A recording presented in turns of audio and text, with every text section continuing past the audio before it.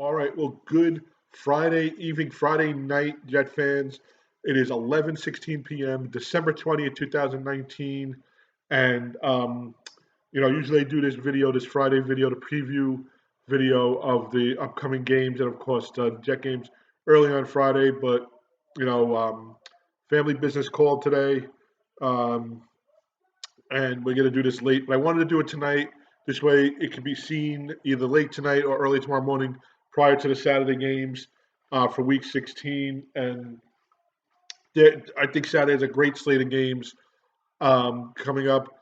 I also read a few things today. Some rumors flying around out there on Twitter land. I texted out to my cousins and my buddy, my best friend, and so two of these rumors I saw this afternoon, um, and one I just saw tonight when I got home. So the first one that I read was going back a couple of weeks ago. There is another website, another magazine. I don't know if it's a digital magazine now or it's still a hard copy magazine that originated here, I believe, in New York, New Jersey area, and now they're published out of Florida, and they cover all New York sports. They were behind the Fire Idzik um, run back in, I guess, 2014. They did the the billboards and the flyers. I don't know if they did a plane back then as well. They are also behind the Fire Gase um, airplane that they did back in, I guess, early November, maybe even late October after the losses to Jacksonville and Miami. They had planned to have billboards up in the areas around East Rutherford, around possibly even Florham Park. Um, and they came out today on Twitter and on Instagram showing the design that they had made, the upgrades they made to the design, the change they made to the design, uh, and then some email correspondence from the billboard company. And basically, last minute, the billboard company said that they could not um, oblige the request. They cannot uphold the contract. No payments were made. So the billboard company basically, hey, my daughter just came down. I told everybody was sleeping. So the billboard company basically said they wouldn't be able to put these billboards together for them. Now you can play conspiracy theory. A little dry tonight. Um, the way the owner and operator and editor of this magazine is going about it is he's been saying that the Jets PR, the Jet beat writers, most of the beat writers are under the scrutiny and under the direction of the New York Jets. That's why he got a lot of backlash in the paper. He called out some beat writers, called out some local writers that covered the team um, that were putting him down. He's saying that the Jets are trying to stop this propaganda. They're trying to do away with what he wants. Now, you could see that it's conspiracy theory. He also pointed out that a Miami newspaper picked up on the story that they were going to have these billboards up for this. It's the last home game this year for the Jets. They're playing the Steelers, and these billboards will be up. Hopefully, in their eyes, to show the Jet ownership and I guess Joe Douglas as well that Adam Gase is not a fan favorite and he is not who we think is going to be here to take this team to the championship. This is something.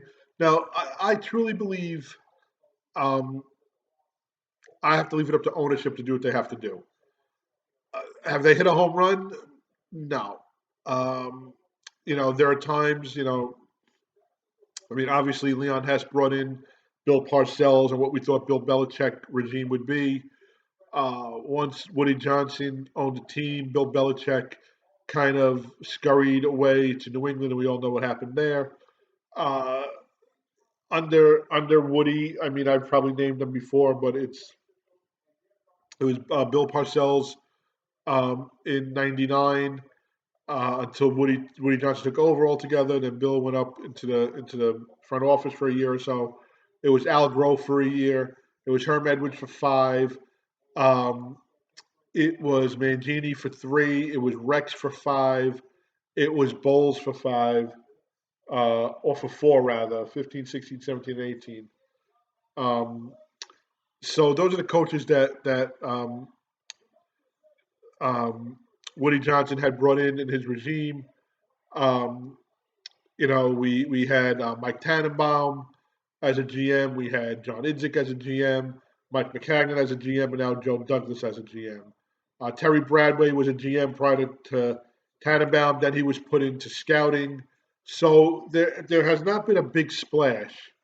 Um, yes, Rex did have some success, two AFC Championship games in a row. Bowles did get close to the playoffs his first season. Mangini, I mean, he missed the playoffs with Favre when we had such a great run, um, and he made the playoffs his first season. Herm, I mean, he motivated. He got the team into the playoffs. I think 3 out of his 5 seasons, but he never got them. He went in 01, 02, and 04. Yeah, so 3 out of 5 seasons. He just played too cautious in the playoffs. So they never really made a big splash. And then they bring in Adam Gase, who's coming from the AFC East rival Miami Dolphins, where they had no success really with him. They had one playoff appearance with him. Um, he, they say, burnt bridges between players and the team. And he comes here on a team that is so fragile, and so in need of a championship for its fan base.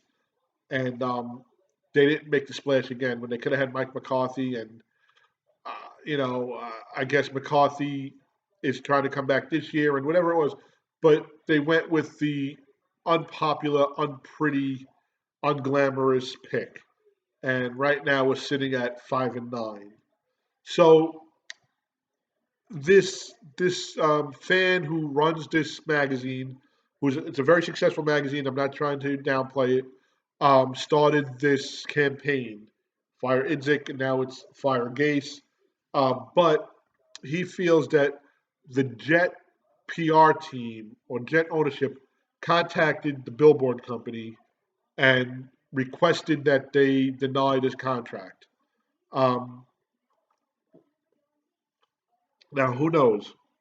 Could it be um, that they did do this, that they did strong arm the billboard company, that they did tell the billboard company, listen, it would be in your best interest if you didn't do this, didn't put up those billboards. We'll give you business. Maybe we'll help you with advertisements in the stadium. Well, I don't know. But part of the reasoning why the billboard company said that they wouldn't put this sign up was they wouldn't attack somebody without putting a name to it. So basically, it's fire Gase, but the person running the campaign needs to put his name on it, and this person won't put his name on it either. He's saying that he's speaking for the fans, and it's his magazine that's doing it. So the billboard company has their reasoning. The person trying to do it has their reasoning. In the end, I don't think the billboards will go up unless another billboard company comes in. But I don't know if there's territorial rights or whatnot. So you could see maybe the Jets are listening and they're just telling the billboard company, "Hey, listen, keep it quiet. Don't put these billboards up." Because the way it could play out, let's just say that the guarantee that Chris Johnson gave to Adam Gase, now he feels he should never did. It was premature. He's going to get rid of him. If these billboards go up Sunday and they run through the end of the season, or they run until the draft, or whatever it may run, and they fire the coach, it looks like the ownership succumbed to the pressure of the fans and the pressure of this campaign. If these billboards don't go up and ownership makes a change, it looks like they listened to the outcry of the fans, but they also made the final decision. Um, I mean, and obviously, if they keep Adam Gase and next year they do another five win season or whatnot, um, then I don't even know what to think. But I can honestly say in 2021 there will be a coach other than Adam Gase coaching the Jets. Either he gets fired this year or he gets fired next year. I don't see him taking this team to the next level, to the level where it needs to be. And I don't just mean a winning season. I mean consistently winning and consistently in the hunt for a Super Bowl and eventually playing in the Super Bowl. So that was the first tweet and news story I followed. And then it kind of segued into. I'm just trying to get my seltzer out over here. Then it kind of segued into there was a unanimous Jet player. I think it was just one player um, that reported that they don't like Adam Gase. They don't respect him or his bullshit ways and the way he acts. And they have more respect for Greg Williams. And they play for Greg Williams. And, after the win against Dallas, defensive players were more with Greg Williams and celebrating with Greg Williams than with their head coach. So you always get these, unnamed sources or unanimous, input from a player. Um, I mean, if you think about Adam Gase and the way this team has played this year, and the I guess the friction. First of all, I don't think Sam Donald would say anything. You try to speculate who would this be. Um, it was funny because on Twitter somebody wrote it's either going to be number 11 or number 82. So it's Crowder or Robbie Anderson. Uh, Anderson has been quiet most of the season um, with how he feels about the team. So is Crowder. Nobody's really come out and has shown their frustrations. Le'Veon did a little bit with the way they played against uh, Miami with using Bilal Powell. Um, and then Le'Veon came out and had one of his best games of the season, or the best game of the season against Baltimore. An unnamed source or unanimous source, it, can it be Jamal Adams? Can it be, um, you know, uh, I don't even know. It could be anybody. What you want it to be, if this is your worst case scenario, you want it to be, in my eyes, somebody with some clout on that team, where they could go and sit down with the GM and say, "Listen, I'm in the locker room. I know what's going on. This is what's going on in your coach's locker room." Like I said, I don't think it's Sam. Is it possible to be Robbie? I mean, there's not many veterans on this team that are still healthy, first of all. So I'm thinking it could be Jamal, it could be Le'Veon, it could be Robbie, it could be Crowder, um, and maybe Beecham, but Beecham's not that kind of guy. Harrison, but Harrison's not that kind of guy. Or can it be just a second or third string player who moved up because of injury stating this? So that is the second um, rumor. I get home tonight. I've been out all day. Coming home tonight, and I'm looking at Le'Veon Bell highlights. Um, and somebody on the NFL Network is picking Le'Veon to have his first 100-yard game this season, and it'll be against his former team. It'll be the Steelers. Um, it's also Hines Ward, who's the wide receiver coach, is facing his old team as well. So tonight I get home, and Ed Reed did a video on Twitter. And he said in the video that he was working. Now, I don't know if he's on NFL Network. I'm not sure what network he's with. It's ESPN or NFL. It might be NFL Network. Um, and basically, he's doing a video, and it's a selfie video. So he's holding the phone and he's talking about how he realized that there are certain people in certain positions who are not qualified but have that position. don't realize the talent they have around them or how to use that talent, and basically stating how some people are just doing things that they're not in the position of doing. They're not capable of being successful. And as he pans out, he's actually walking the field house, the inside practice facility at Florham Park.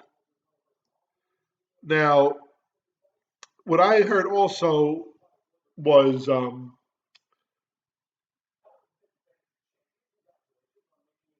couple of weeks back, him and Bill Belichick were speaking on an interview on NFL Network when they were doing the top 100 players, and they spoke about practices that the Jets held. And Ed Reed and Bill Belichick both said they were like high school practices. Um, and they both laughed about it. Now, I didn't hear this. This is another tweet, so I don't know the credibility of it. But you're talking about a six-time Super Bowl winning head coach. He won one with the Giants, I believe. I don't think he won. I don't think he did two with the Giants. And then he went to nine with the Patriots. So he knows what he's talking about. He knows how to prepare a team. Ed Reed, um, has been on championship teams as well. So for them to snicker about how the Jets are doing things makes you open your eyes on what's going on behind those closed doors. And is it just Adam Gase? So those are the three hot stories that were out today. They may gain fire as we go over the weekend, um, and they really blow up if the Jets don't do well on Sunday. So we're going to talk about Sunday now. We have Week 16 in the NFL coming, starting in like 13 hours, literally 13 hours. I think it's 12:30 on Saturday, um, and we have three games, and we're going to go through those three games. Which I think Saturday has some great games. You have 49ers hosting the Rams. Now the 49ers are 11-3. They're 6.5-point favorites over the Rams. The Rams are 8-6. They're still trying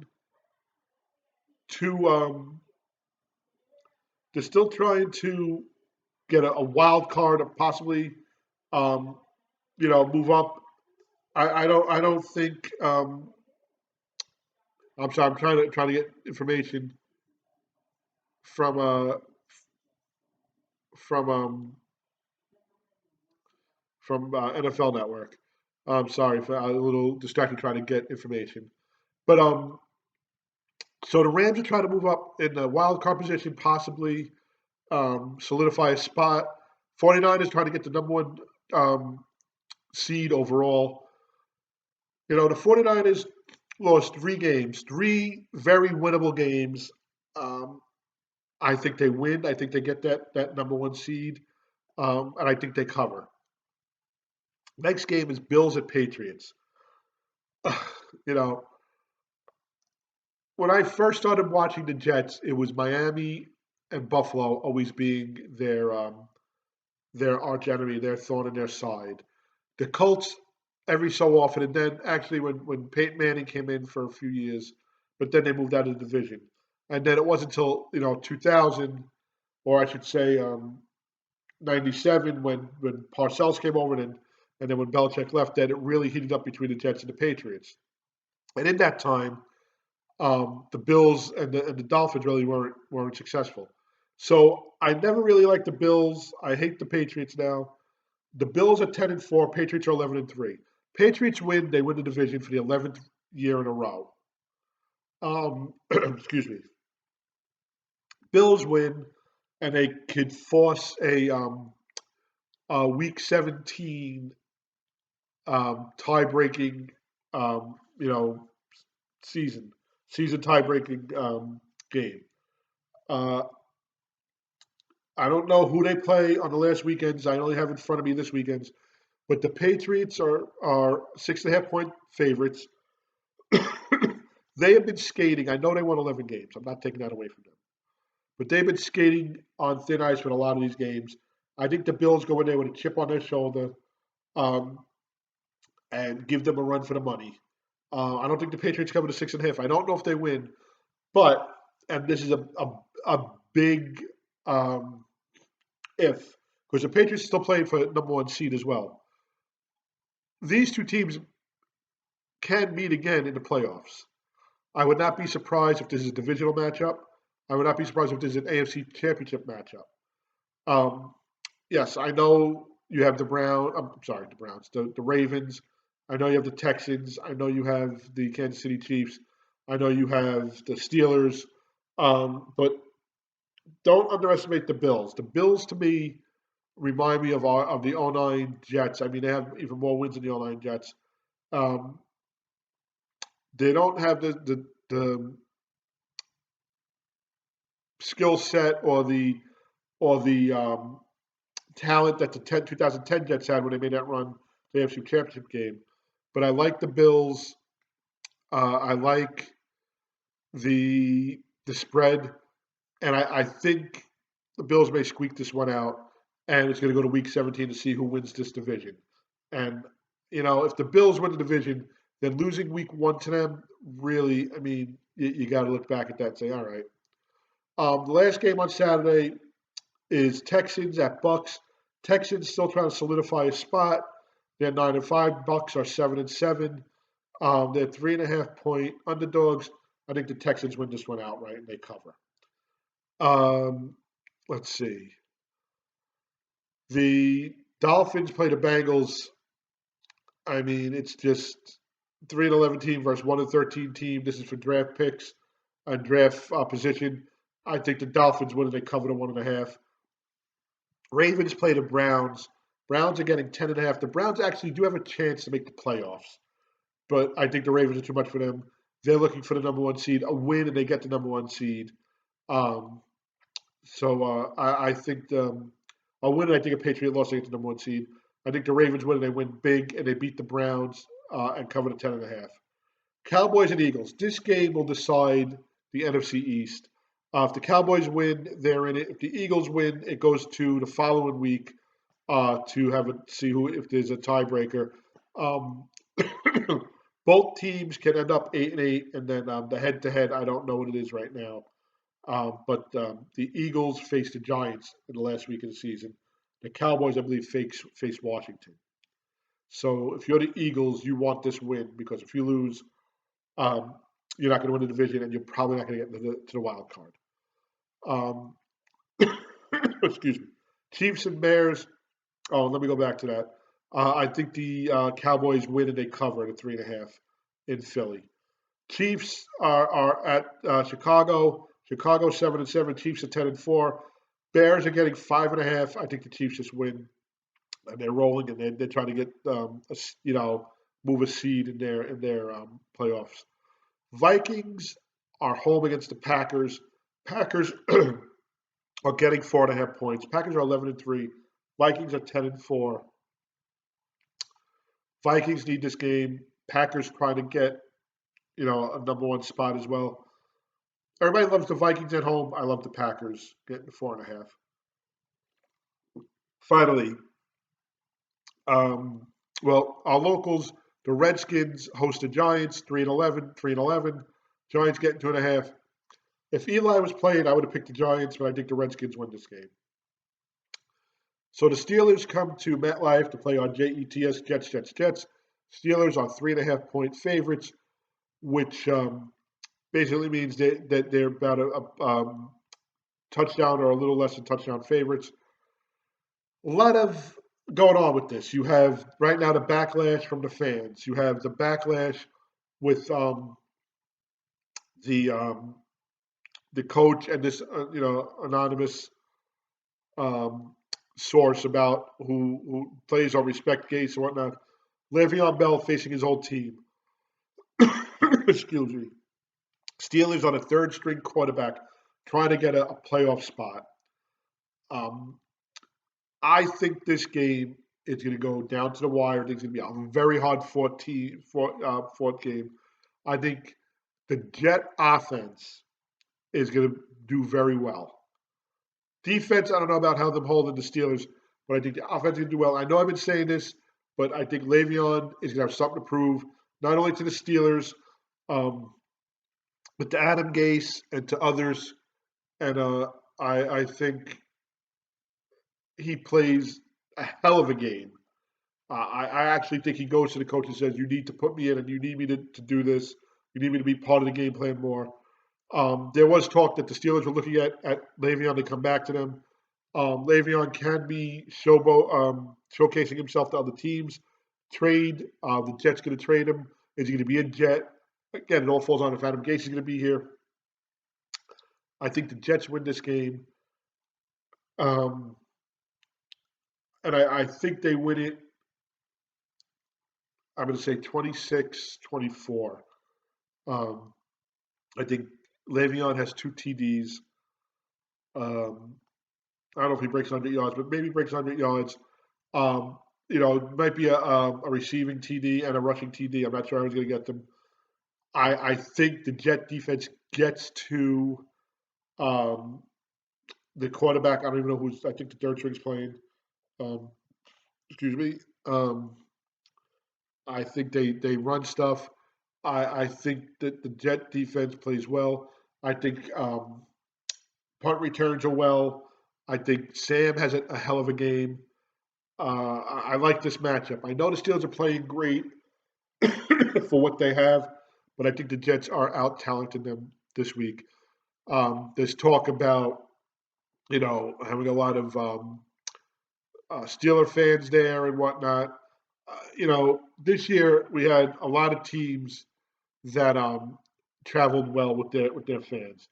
You started off Cleveland Brown fans. I mean, came out full force. I have to tell you, the Bills opening day, but that's opening day, and Bills Mafia, they travel well. But Cleveland Brown fans came out full force.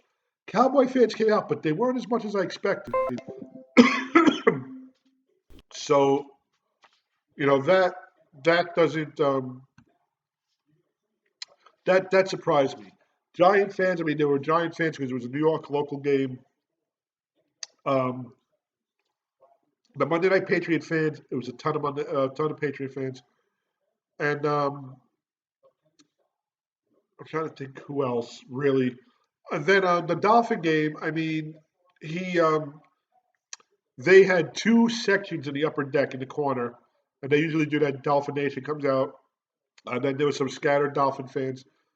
But I honestly think Steeler Nation will be there. I mean, they traveled all the way to LA when they faced the Chargers.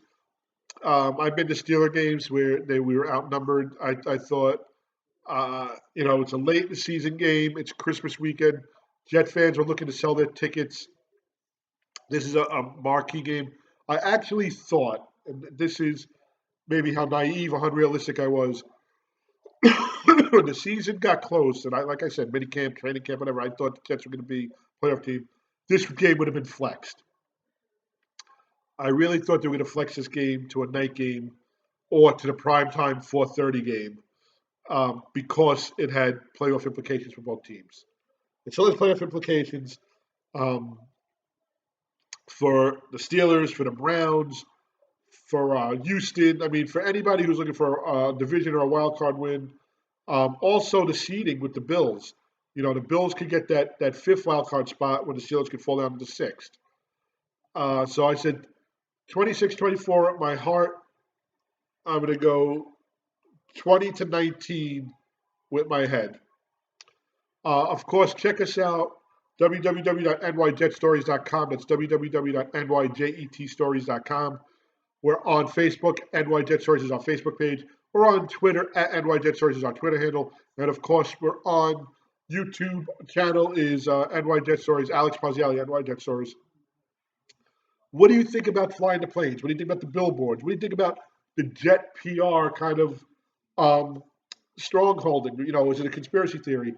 Then the person who was doing the billboards sent a tweet to Jets PR and said, why don't we have a town hall and let us come down there and you can hear from the fans.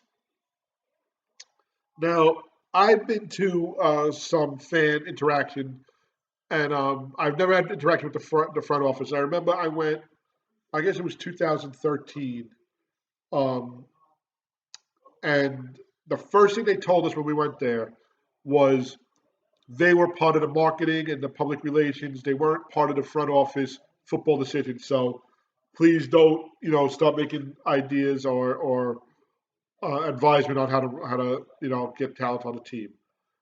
I don't know if they're going to want to hear from the fans because if you hear from the fans and listen, the fans can do other things.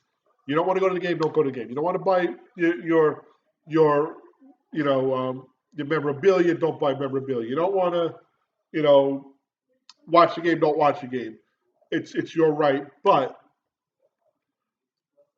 I think flying planes and billboards may be too much, and I don't think the team is going to succumb to pressure, or it won't show that it succumbed to pressure. They may hear the message. Excuse me. They may hear the message, but they're going to want to make it look like it's their decision. So we have, 9 days to the season's over. We got the final home game of the season this year against the Steelers, which I really thought had a lot of implications when it first came out. We have the Christmas holiday, Hanukkah holiday, and then, of course, next weekend, the NFL regular season 2019 comes to an end with Week 17. The Jets are on the road in Buffalo. And then after that, who knows what happens with this Jet team and what coaches around the league. Ron Rivera will be available. Mike McCarthy will be available. Matt Rule, the college coach, I believe will be available.